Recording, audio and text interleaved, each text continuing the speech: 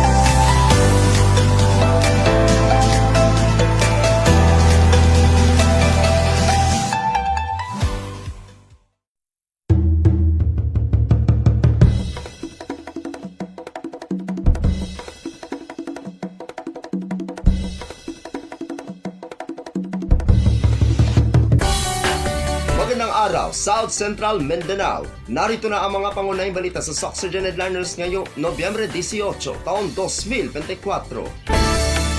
Problema sa muling pagdagsa ng mga badyaw, inaksyonan ng LGU Midsayap. Narito ang ulat. Agad na inaksyonan ng lokal na pamahalaan ng Midsayap ang hinaing ng mga Midsayapeño sa muling pagdami ng mga badyaw sa bayan. Inatasan naman ni Mayor Rolly Sacdalan ang tanggapan ng Municipal Social Welfare and Development Office at Municipal Police Station na magsagawa ng outreach program noong Sabado ng gabi sa grupo ng mga badyaw. Batay sa datos, napag-alamang 138 na mga badyaw ang pagala-gala sa bayan na nagmula pa sa lalawigan ng Zamboanga, Basilan, lungsod ng Cotabato at Malabang. Matapos silang kausapin na bumalik sa kanilang lugar, pumayag naman sila pusang uuwi kahapon, ika-17 ng Nobyembre, taong kasalukuyan. Ako ang inyong kaibigang Apolinario Ferde Valencia para sa Soxurgen Headliners.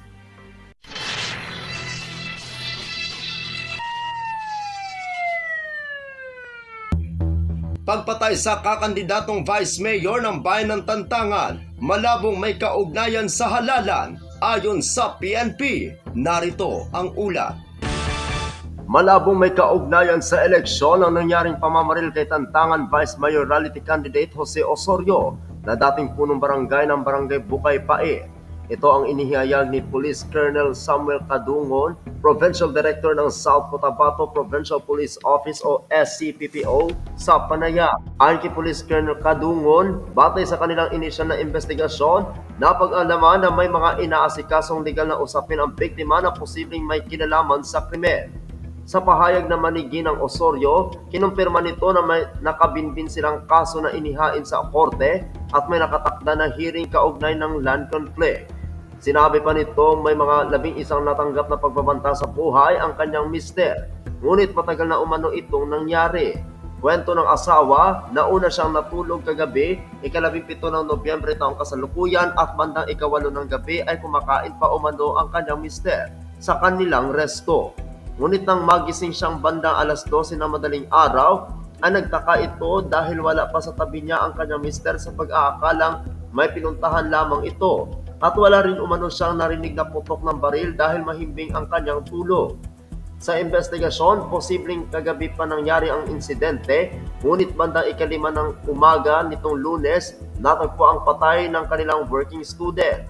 Samantala, may ilang kapitbahay umano na nakarinig ng putok, ngunit hindi nila agad nakita ang pangyayari dahil nakalak ang gate. At ang iba naman ay binaliwala ito sa pag-aakalang paputok lamang dahil papalapit na ang Pasko.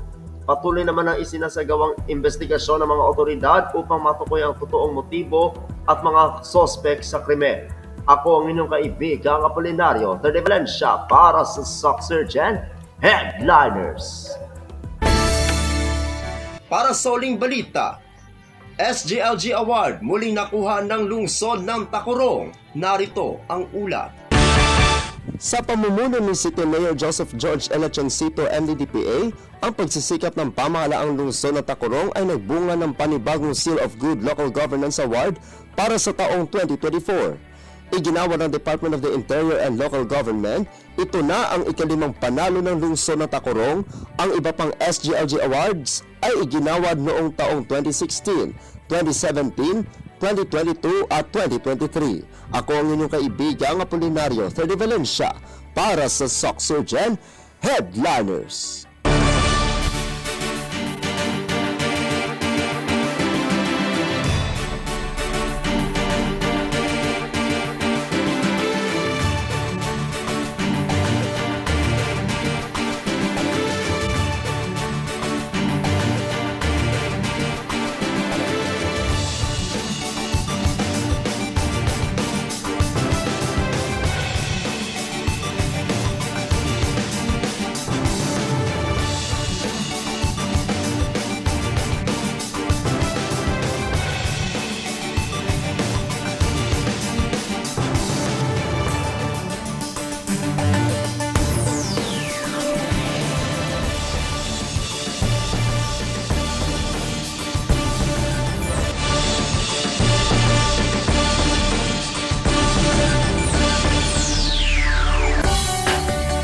Atin ang kabuuan mga balita sa araw nito. Mga balitang kailangan ninyong malaman. Balitang walang kinakampihan. Balitang totoo. Balitang may dalang aral at inspirasyon. Ito ang Socksurgeon Headliners. Hanggang bukas, maraming salamat at magandang araw kaibigan.